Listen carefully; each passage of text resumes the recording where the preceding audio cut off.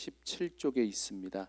예레미야 40장 7절부터 우리 한 절씩 교독하겠습니다.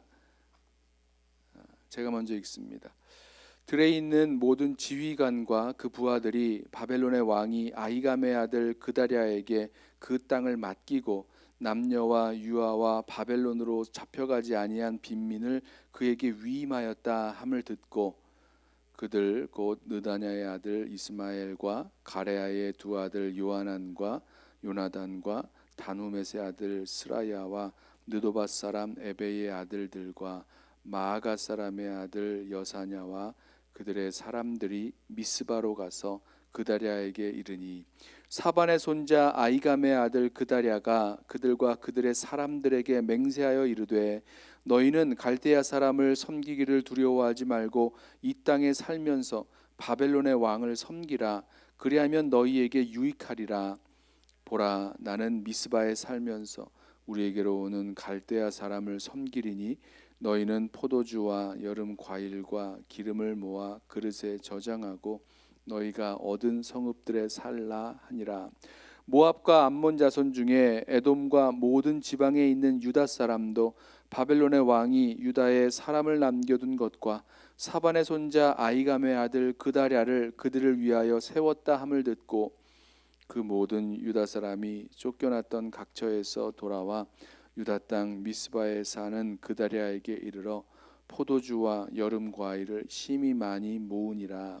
가레아의 아들 요하난과 들에 있던 모든 군지휘관들이 미스바에 사는 그다랴에게 이르러 그에게 이르되 암몬 자손의 왕 바알리스가 내 생명을 빼앗으려 하여 느다냐의 아들 이스마엘을 보낸 줄 내가 아느냐 하되 아히감의 아들 그다랴가 믿지 아니한지라.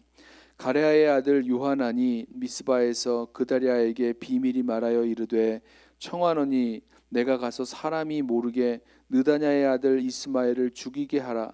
어찌하여 그가 내 생명을 빼앗게 하여 네게 모인 모든 유다 사람을 흩어지게 하며 유다의 남은 자로 멸망을 당하게 하랴 하니라. 그러나 아히감의 아들 그다랴가 가레아의 아들 요하난에게 이르되 내가 이 일을 행하지 말 것이라.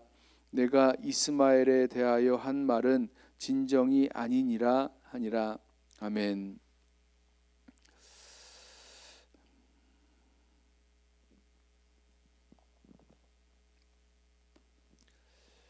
하나님께서 이 불순종하고 또 우상을 숭배하며 하나님의 그 뜻을 구하지 않았던 이스라엘 백성을 남유다죠 심판하셔서 바벨론 나라에 의해서 예루살렘은 함락되었고 또 유다 왕 시드기야와 백성들은 포로로 끌려가게 되었습니다.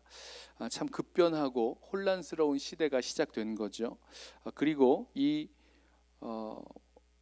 백성들이 포로로 끌려가게 된 그 시대 가운데 바벨론 왕은 그 아히감의 아들 그다랴, 사반의 손자, 아히감의 아들이라고 그 아버지와 그 할아버지의 이름을 밝히고 있는 이 누굽니까? 그다랴에게 그 유다 땅을 맡겼습니다. 그 바벨론이 세운 총독이 되었다 이렇게 보면 되시죠. 그다랴가 이 유다의 총독이 되어서 그 땅을 이제 다스리게 되었습니다. 그렇다고 해서 백성들이 많이 남아 있는 건 아니고요. 많은 백성들은 이 포로로 끌려가 있는 상황이고 거기에 남아 있는 몇몇 빈민과 또 힘없는 사람들이 남아 있었을 뿐입니다.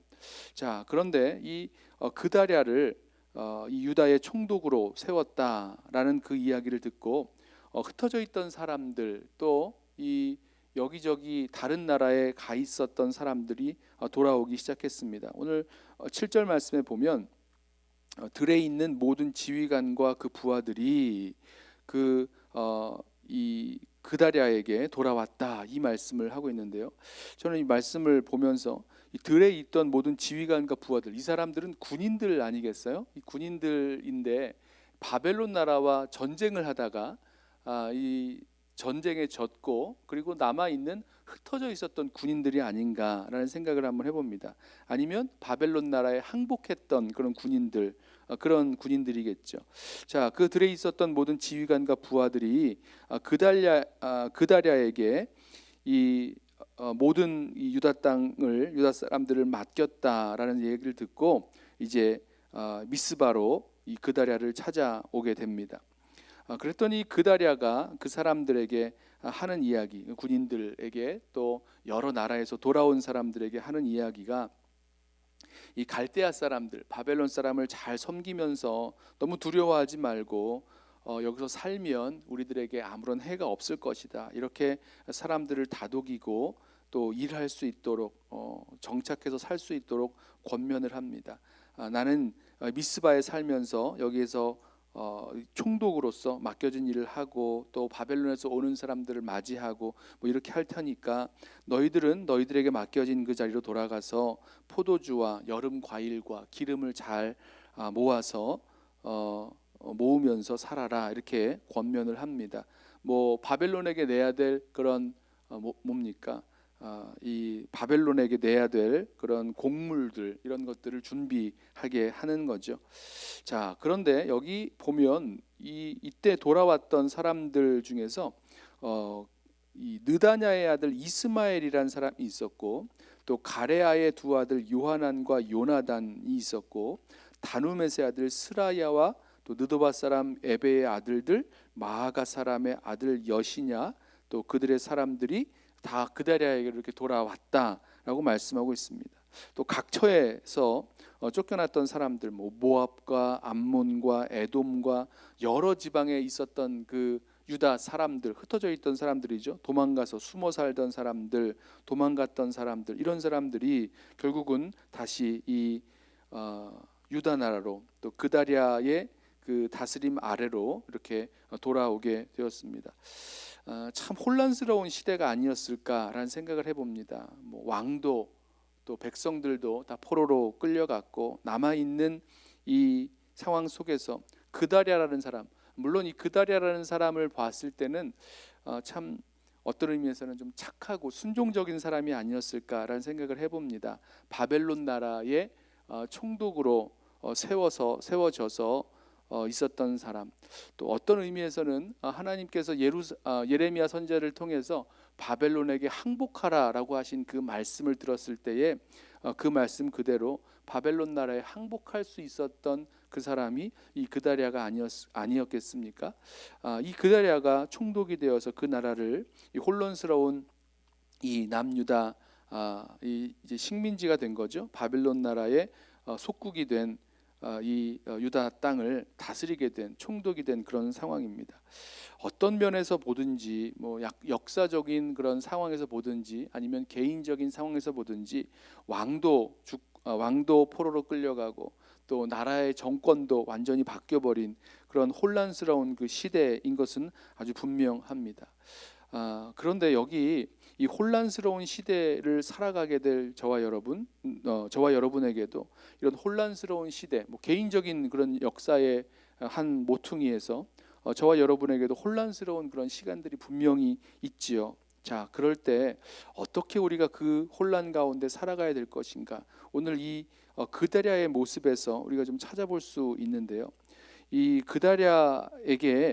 그다랴는 이제 총독으로 세워져서 자기가 해야 될 일들을 감당하면서 좀 새롭게 나라를 이 백성들을 좀 추스리면서 그 일들을 해 나아가려고 했던 것 같습니다. 그런데 어떤 이야기를 듣냐면 사람들이 13절 가레야의 아들 요하난과 들에 있던 모든 군 지휘관들이 미스바에 사는 그다랴에게 이르러 그에게 이르되 암몬 자손의 왕 바알리스가 내 생명을 빼앗으려 하여 느다냐의 아들 이스마엘을 보낸 줄 내가 아느냐 하되 아이감의 아들 그다랴가 믿지 아니한지라.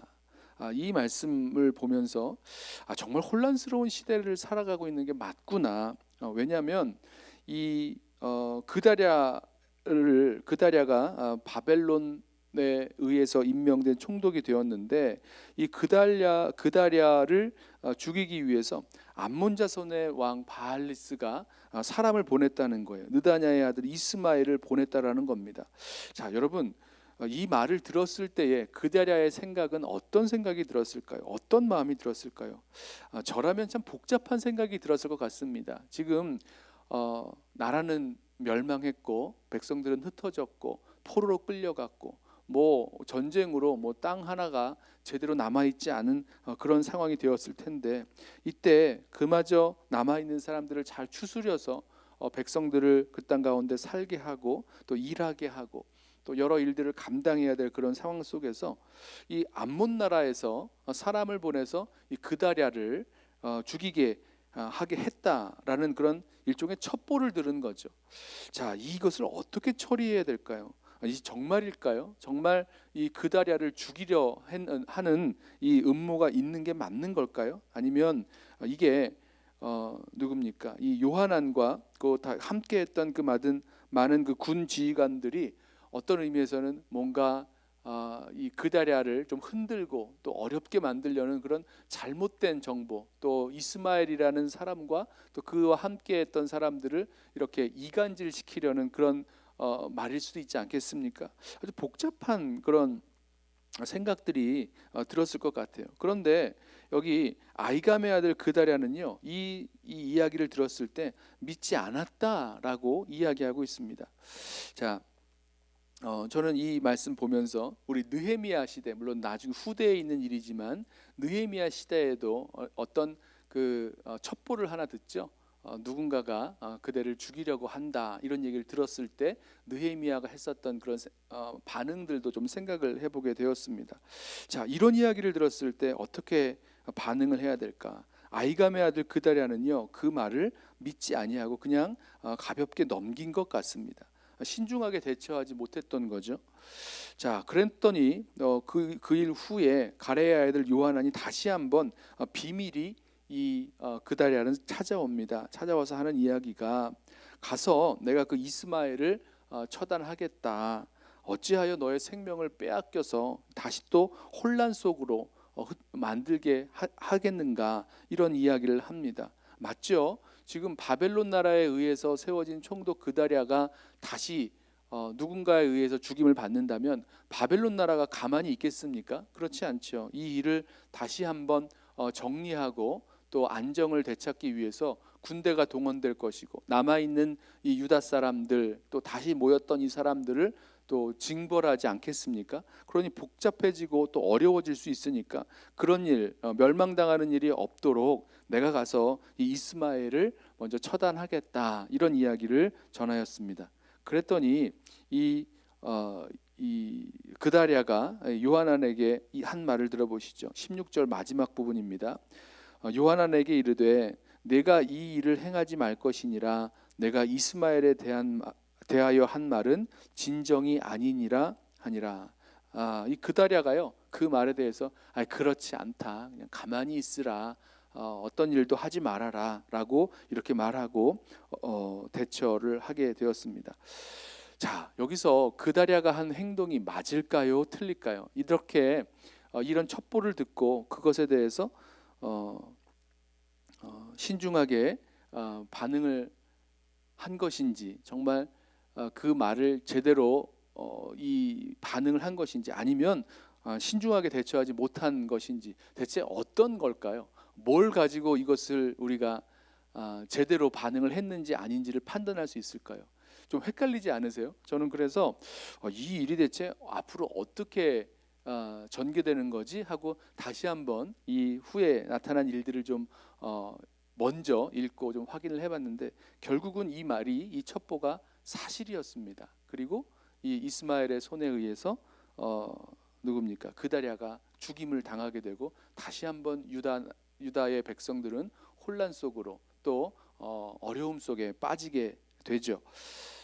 자, 그런데요, 저는 다시 이제 요 시점으로 돌아와서 오늘 이 말씀을 읽었던 오늘 본문의 그 시점으로 돌아와서 이렇게 혼란스러운 시대 속에서 여러 가지 정보들, 여러 가지 이야기들을 듣고 거기에 대해서 내가 대처해야 될 그런 상황 속에서 어떻게 해야 될 것인가에 대한 우리가 기준을 좀 찾기를 원합니다.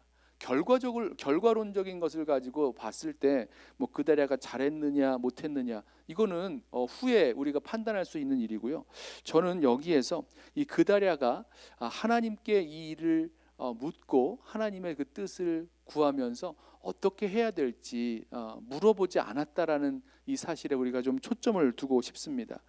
여러분, 혼란스러운 시대, 우리 시대뿐만 아니라 개인적인 삶의 여러 상황 속에서 이걸 이렇게 해야 되나 저렇게 해야 되나, 이런 정보도 있고 저런 정보도 있고 여러 상황들이 우리들에게 주어지는데 어떻게 해야 될까요? 뭐가 맞는 걸까요? 참 어렵습니다. 헷갈립니다. 어떻게 해도 이것을 제대로 대처한 것인지 도통 이 마음에 이렇게 잡히지 않을 때가 너무나 많이 있습니다. 여러분, 그때 말이에요, 우리가 결과를 놓고 생각할 때가 너무 많죠.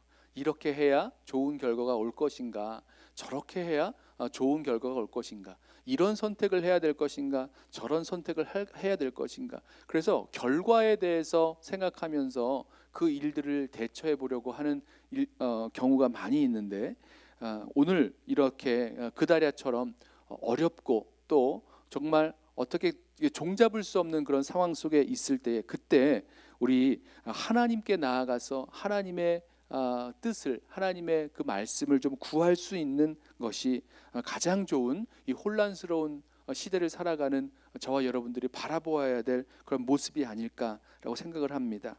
그다랴가요, 하나님을 찾지 않았어요. 하나님께 나아가서 하나님, 지금 이런 이야기를 제가 들었는데 이런 상황 속에서 제가 어떻게 해야 됩니까? 라면서 하나님의 뜻을, 또 하나님의 그 지혜를 구하지 않고 그냥 자기 마음에 좋게 생각하는 대로, 또 그대라의 성품을 따라서 그냥 좋은 게 좋다라는 식으로 좀 큰 무리를 일으키지 아니하고 이 일을 넘어가 보려는 그런 모습으로 끝내고 말았다는 것을 보게 됩니다. 사랑하는 성도 여러분, 우리 믿음의 여정을 걸어 나아가면서 위기 상황 가운데 혼란스러운 그 시대를 살아가게 될 때에 여러 가지 일들을 선택하고 또 결정해야 되는 문제에 있어서 우리 결과들을 가지고 그 문제들을 해결하려 하기보다, 선택하려 하기보다 하나님 앞에서 또 하나님께서 우리들 향하여 갖고 계신 뜻이 무엇인지 하나님께 묻고, 또 하나님의 그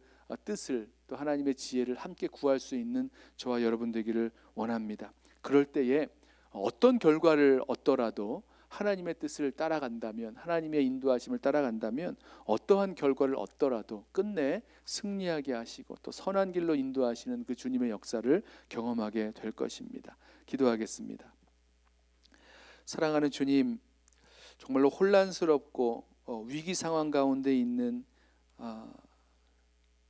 일들 속에서 무엇을 선택하고 어떤 결정을 내리고 또 어떻게 이 상황을 돌파해 나아갈 것인지 우리가 많이 고민하고 걱정하고 또 염려하지만, 정작 하나님의 뜻을, 또 하나님께 지혜를 구하지 않고 살아가는 우리들의 모습들 보게 됩니다. 주님, 어떤 결과를 생각하느라 그 결과에 따라서 이리 판단할까 저리 판단할까 많은 걱정을 하는데, 주님, 그보다 앞서서 먼저 주님 앞에 모든 상황을 아뢰고 또 주님의 뜻을 구할 수 있는 우리들 되도록 주여를 붙드시고 인도하여 주옵소서. 그래서 어떤 결과를 얻든지 주님의 은혜를 구하였기에, 또 주님의 인도하심을 구하고 순종하기에 형통케 하시고 또 순적하게 그 모든 일들을 이루어 주실 선하신 주님의 그 역사를 우리 기대하면서 나아갈 수 있도록 우리 모두를 붙들어 주옵소서. 오늘 하루에 있어서도 여러 일들을 우리가 만납니다. 또 선택하고 결정해야 될 때가 많이 있는데, 주님, 그때마다 주님의 뜻이 무엇인지 우리를 인도하시고 또 우리들에게 말씀해 주시는 주님의 말씀이 무엇인지 겸손히 묻고 순종하도록 우리 모두를 붙들어 주옵소서. 감사하오며 예수님의 이름으로 기도드리옵나이다. 아멘. 우리 이 시간에 먼저 오늘 주신 말씀부터